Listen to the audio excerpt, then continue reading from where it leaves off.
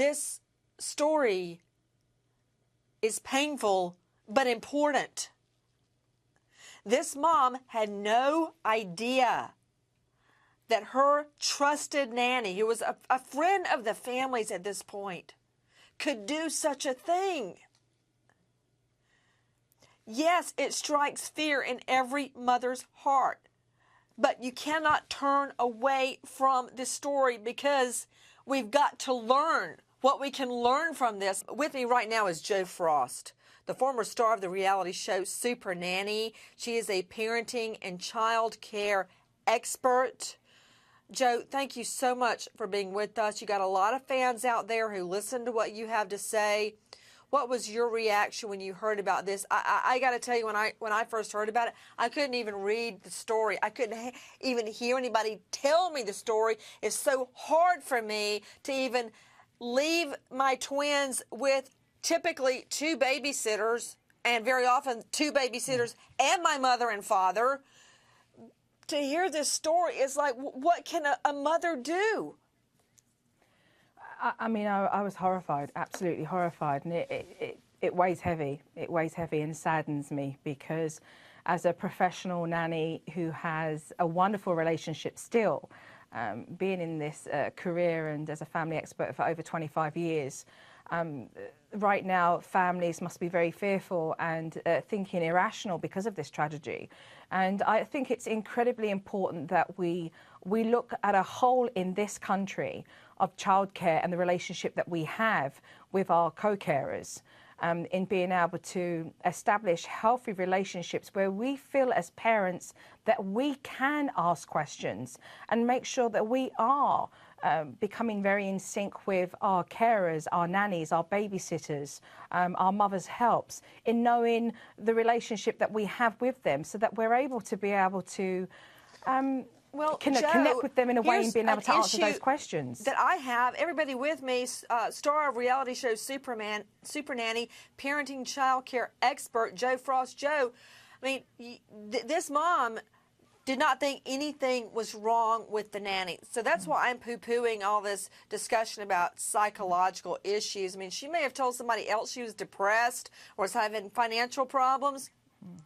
But no mother in her right mind would leave a 2-year-old with someone you thought was suicidal or homicidal. You just wouldn't do it.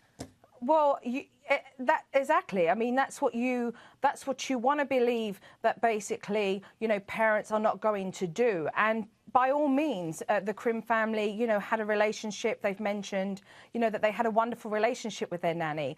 There are non-confirmed, obviously, stories with respects to, you know, the nanny peddling for more money, having financial difficulties. But the reality is the bigger picture.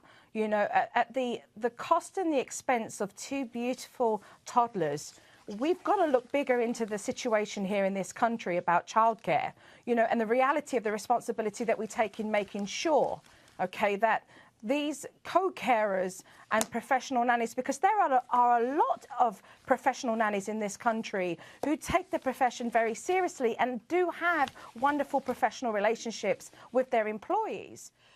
These facts that are unfolding to me are stunning because the parents saw no indicia that any of this was roiling within the nanny. They couldn't see any of this, her, quote, resentment, her desire to get back at them. As a matter of fact, Jo, all the evidence suggests that they bent over backwards to please the nanny. There's no justifying what happened here.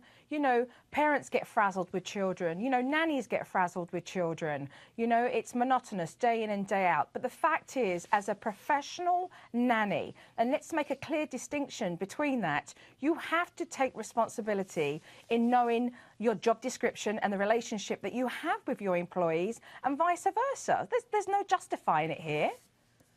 You know, Jo, I was listening to you, and I agree with you. But I believe that the right nanny, the right babysitter, doesn't find it monotonous. I mean, you know, I've been raising the twins now 5 years. They just had their 5-year birthday. And I don't think there's ever been a single day that I found monotonous.